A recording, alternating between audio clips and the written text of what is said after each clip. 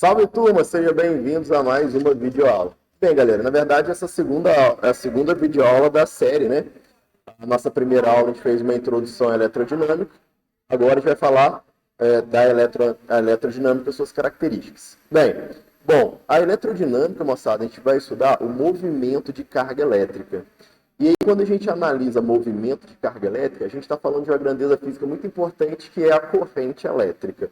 Calma que a gente vai chegar lá. Bom, mas para esse elétron, né, para a carga elétrica se movimentar, ela precisa de ter uma diferença de potencial. Então, uma outra grandeza importantíssima que a gente vai trabalhar durante a eletrodinâmica é o conceito de diferença de potencial elétrico, chamado de DDP, diferença de potencial. É como se fosse uma pilha, por exemplo. Você tem lá os polos da pilha positivo e negativo, e esses polos criam uma diferença de potencial. E aí essa carguinha, esse elétron vai ter energia para sair de um potencial e ir para o outro. No meio do caminho, galera, no transporte de energia pelo elétron, né, esse elétron pode apresentar resistência elétrica. Isso é característico, por exemplo, do metal. Ah, Orlando, mas o metal não é um bom condutor? Sim, né, o metal é um bom condutor, mas mesmo sendo um bom condutor, ele vai oferecer resistência à passagem do elétron.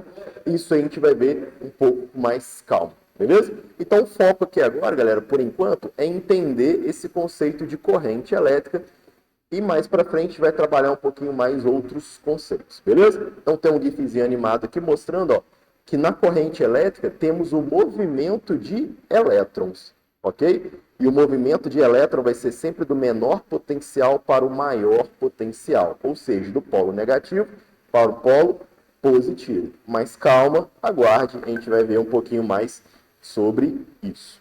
Bem, galera, como a gente fala de movimento de elétrons, eu tenho que voltar rapidinho num conceito que a gente já viu na aula passada, que são os materiais isolantes e os materiais condutores. Aqui vai ser rapidinho. O material que é isolante, ele vai dificultar essa passagem do elétron. Ele vai oferecer uma oposição à passagem da carga elétrica.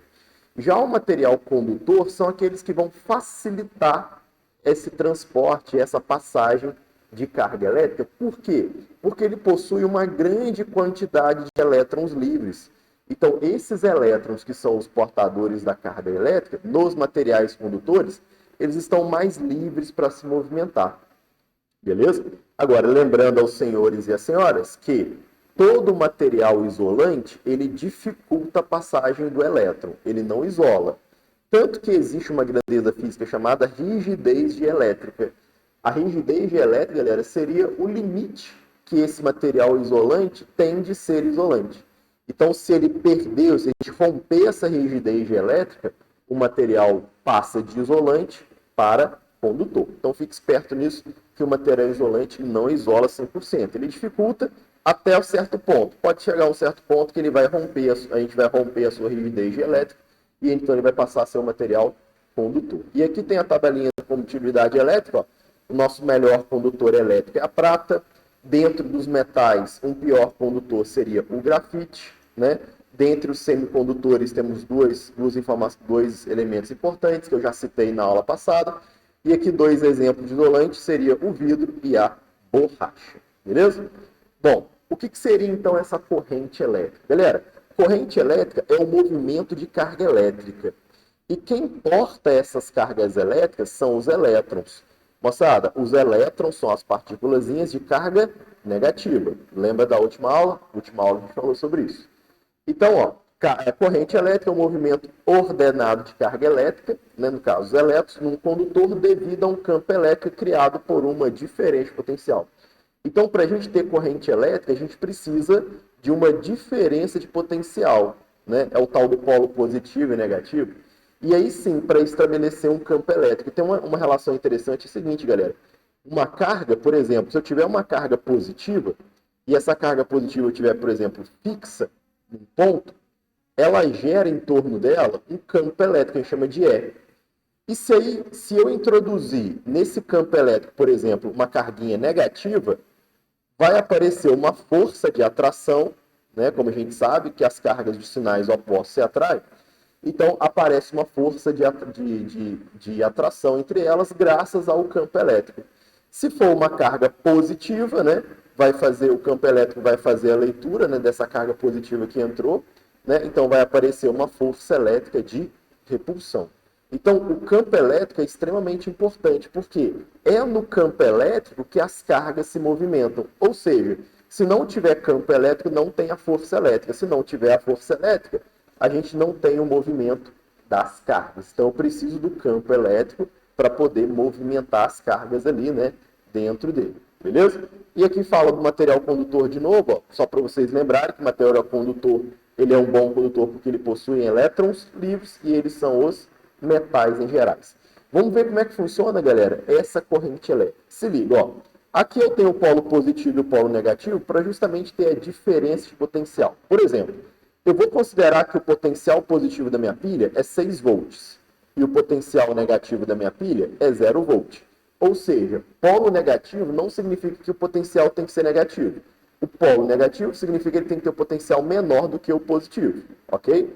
Então aqui a gente tem uma diferença de potencial, uma DDP de 6 volts, beleza, galera? Seria 6 menos 0. E aí é o seguinte, ó, como a gente tem uma diferença de potencial, aparece um campo elétrico. O campo elétrico aponta sempre do lado positivo para o lado negativo.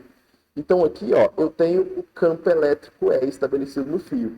E aí, se eu criei o campo, as cargas podem se movimentar. Esse sentido das cargas, galera, é o sentido real. O que acontece na realidade é os elétrons migrando do potencial menor para o potencial maior, ok? Eu vou chamar esse aqui de ponto A e esse aqui de ponto B. Então, o que realmente acontece, o sentido real da corrente, é os elétrons migrando do potencial A, que é o maior, para o potencial B, né, que é o menor, para o potencial A, que é o maior. Então, o sentido real da corrente elétrica é do menos para o mais. Porém, galera, quando os caras estavam estudando corrente elétrica, eles não enxergavam esse movimento. Eles pensavam o seguinte: é mais tranquilo, é mais comum um objeto, uma carga, uma partícula se movimentar de um potencial maior para o menor. Por exemplo, se eu tiver uma rampa a uma certa altura H, eu posso dizer que aqui em cima, essa bolinha teria uma energia potencial maior, né? Então aqui a energia potencial maior seria o polo positivo. Naturalmente, essa bolinha tende a se deslocar, tende a descer para um potencial menor, que seria o potencial aqui associado ao chão, e aqui seria o polo negativo.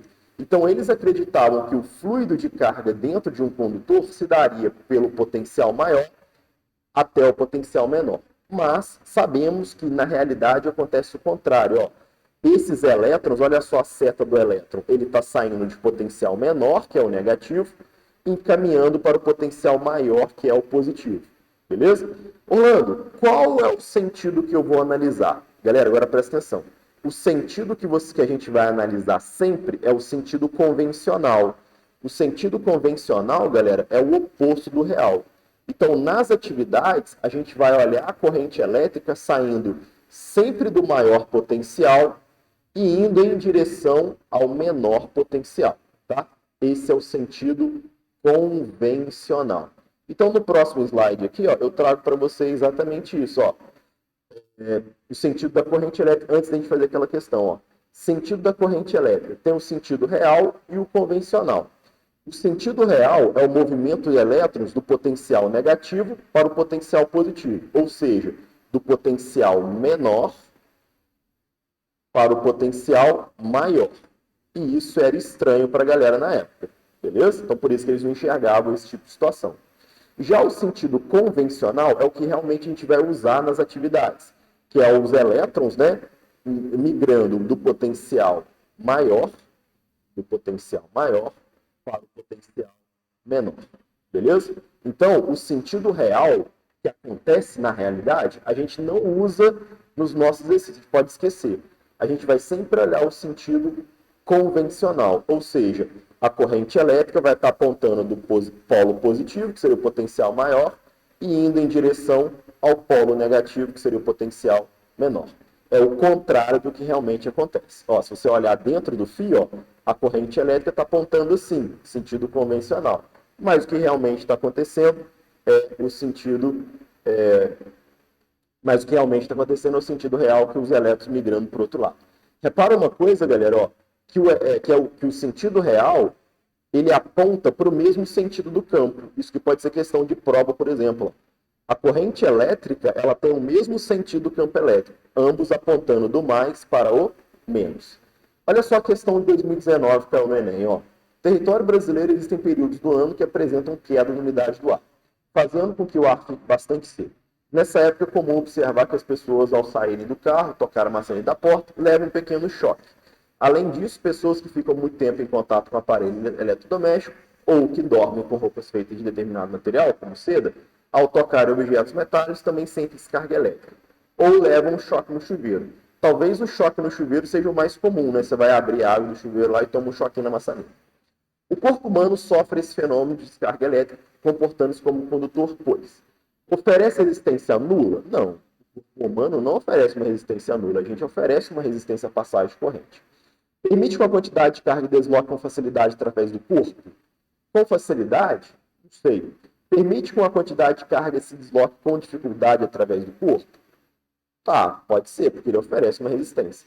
Reduz o deslocamento da quantidade líquida de carga em função do aumento de diferença de potencial? Não. Altera a capacidade de deslocamento da quantidade de carga do corpo? Não. Então aqui, galera, o nosso corpo ele possui uma resistência elétrica. Então ele permite uma quantidade de carga se desloca um pouco de dificuldade através do corpo. É um pouco de dificuldade, mas ela vai se deslocar. Beleza? Bom, tipos de corrente elétrica, se mais uma curiosidade, ó, existe a corrente elétrica contínua, que é essa primeira aqui, que a gente chama de CC. Ó, CC é corrente elétrica contínua, ó, corrente contínua. A pilha, por exemplo, e uma bateria, ela te dá uma corrente elétrica contínua, sempre a mesmo valor. Né? Por exemplo, uma corrente elétrica de 1 amperes, corrente contínua. E a corrente alternada, galera, é a corrente que chega na nossa tomada. Na tomada da nossa casa chega a corrente alternada. Então, quando você liga um aparelho aí da sua casa na tomada, está chegando nele corrente alternada. E aí, geralmente, os aparelhos têm um filtrozinho, né, que transforma essa corrente alternada para contínua, beleza? É mais fácil de se gerar em grande escala corrente alternada, por exemplo, nas usinas de energia. E você tem picos de máximo e mínimo de corrente elétrica. Já né, o gráfico da corrente elétrica a gente pode dar dessa maneira, né? E a quantidade de carga que a gente tem aqui, ó, é a própria área, é a formulazinha do kit que eu disse para vocês na aula passada, na nossa última aula. Caso você não esteja lembrando dela, né, tem aí, você volta lá e assiste, ok? Então aqui, ó, tem a formulazinha do kit, que é a área desse gráfico para descobrir a quantidade de carga que está passando ali. Bom, uma outra questão do Enem 2013. Ó, um circuito em série é formado por uma pilha, uma lâmpada incandescente e uma chave interruptora. Ao ligar a chave, a lâmpada acende quase que instantaneamente, irradiando calor e luz. Popularmente associa o fenômeno de radiação da energia a um desgaste da corrente elétrica, ao desgaste da corrente elétrica, ao atravessar o filamento da lâmpada e a rapidez com que a lâmpada começa a brilhar. Essa explicação está em desacordo com o modelo clássico. Por quê, galera? Tem gente que acha que a luz, né, que a corrente elétrica viaja na velocidade da luz, mas não. O que acontece? Deixa eu fazer um desenhozinho para vocês aqui. Ó. O que acontece? Suponha que eu tenha aqui, galera, um cano onde eu posso ter deslocamento, por exemplo, de algumas esferinhas. E cada esfera dessa, galera, representa o elétron. Então, quando esses elétrons não têm energia, eles não se movimentam. A partir do momento que eu ligo esses elétrons numa diferente potencial, né, num polo positivo e num negativo, numa pilha, por exemplo, estabelece-se um campo elétrico. E à medida que se estabeleceu o campo elétrico, essa partículazinha que começa a andar, ela meio que passa essa energia para daqui e aí empurra essa outra bolinha e ela chega. Então, na verdade, a corrente elétrica é como se fosse um telefone sem fio, né? Cada elétron vai caminhando, mas não é na velocidade da luz, tá? Quando você acende a lâmpada, ela acende rapidamente, porque o elétron já está ali, próximo à lâmpada. Só está esperando energia para ele chegar. E quando você liga a chave, essa energia chega nele, e ele chega e ele acende a lâmpada.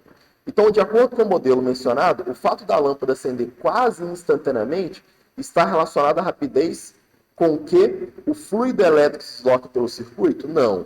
As cargas negativas se movem? Não. A bateria libera carga? Não, galera. A bateria não libera carga, libera energia. Ó, o campo elétrico se estabelece em todos os pontos do circuito. E aí, se eu estabeleci o campo elétrico esse elétron, né, ele vai começar a se movimentar. Então, o elétronzinho que está perto da lâmpada, ele se movimenta e chega na lâmpada. E aí, os elétrons que estão vindo lá longe, eles vêm caminhando até chegar à lâmpada. Assim, basicamente, funciona a corrente elétrica. Beleza? Bom, grandezas importantes. Ó, essa aqui eu já falei para vocês, ó, a diferente potencial, a famosa DDP, que no caso de uma pilha pode ser 1,5 volt. Da tomada da sua casa, né, quando você tem lá a tomadinha da sua casa, a diferença de potencial que chega lá é 110 volts, né, ou 220. Em algumas regiões a gente tem uma DDP de 220 volts. Então, a diferença de potencial é importante porque ela que vai fornecer a energia para as cargas se movimentarem. Existe a resistência elétrica, que é a dificuldade que o fio, né, que o condutor vai oferecer para os elétrons se movimentar. E é importante, ó, os resistores são elementos do circuito elétrico que consomem, né, na verdade, eles transformam energia. Por exemplo, na nossa próxima aula, a gente vai falar sobre os resistores. E eu vou falar para vocês como é que funciona, né, a resistência de um chuveiro. Como é que a resistência de chuveiro funciona, fazendo com que a água esquente, né? Quando a gente fala que a resistência queimou, aquela coisa toda, eu vou explicar a vocês melhor sobre isso. Beleza? Uma relação importante, galera, entre a resistência e a corrente elétrica é a primeira lei de Ohm. E aí vai aparecer uma formulazinha importante para a gente, ó, que é essa aqui, ó, U igual a R vezes I, onde esse U é exatamente a diferença de potencial, né, que é dada na unidade de volt, né, cujo símbolo é o V, é o 110 volts da sua tomada. O R está representando a resistência elétrica, o R vai estar representando a resistência, e essa resistência ela é dada em ohm, cujo símbolo é uma ferradurinha. Estou terminando aqui, meu amigo. E aí eu tenho o I, que é a corrente elétrica, é a intensidade da corrente elétrica. É as cargas, né, passando pelo condutor. É a corrente elétrica, cuja unidade é o ampere, cujo símbolo é a letra A. Beleza? Então funciona mais ou menos o seguinte, galera. Ó, vamos se ligar aqui na parada. Ó. Suponha que eu tenha essa pilha e ela forneça, por exemplo, 1 volt de energia. Então, ela vai gerar uma corrente que eu vou chamar de corrente, I. Beleza? Então, quando eu forneço 1 volt de energia, eu gero uma corrente I. Então, eu tenho esse ponto aqui no gráfico. Se o caso eu troque o gerador e forneça agora um novo gerador que forneça 2 volts de energia, ela vai fornecer agora 2I de corrente. Então, o que eu quero dizer? Se eu dobro a voltagem, eu dobro a corrente. Então, aqui agora vai para 2I. E aí, se eu triplicar a voltagem, eu triplico a corrente. E aí, se eu ligar esses pontos aqui no gráfico, galera, ó, eu tenho uma linha reta que passa pela origem. E essa linha reta, ela representa, moçada, a própria resistência elétrica R.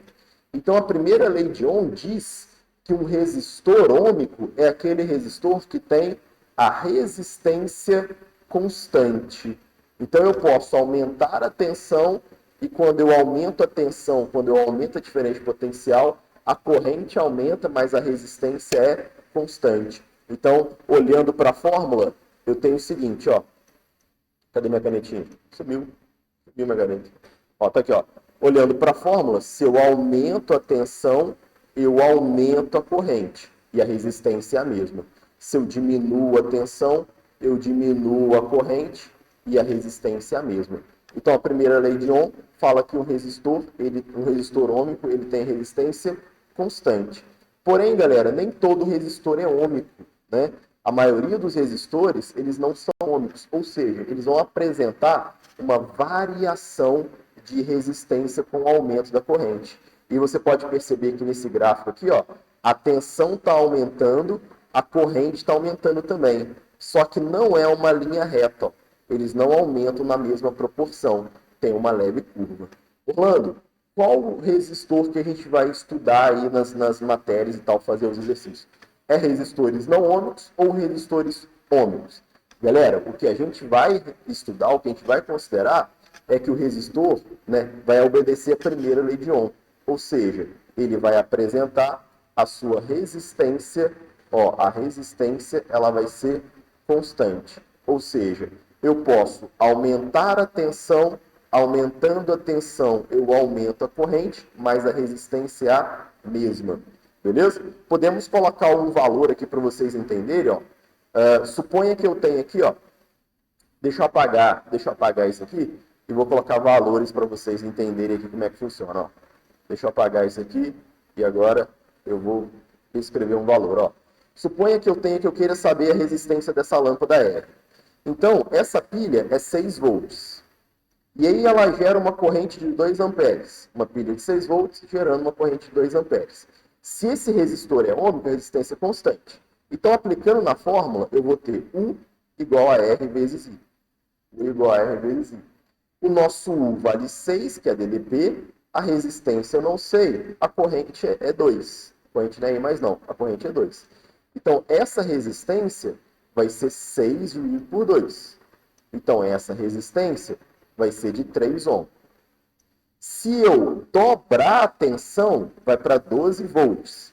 A corrente também dobra, galera. Então, a corrente vai para 4 amperes. E a resistência vai continuar a mesma.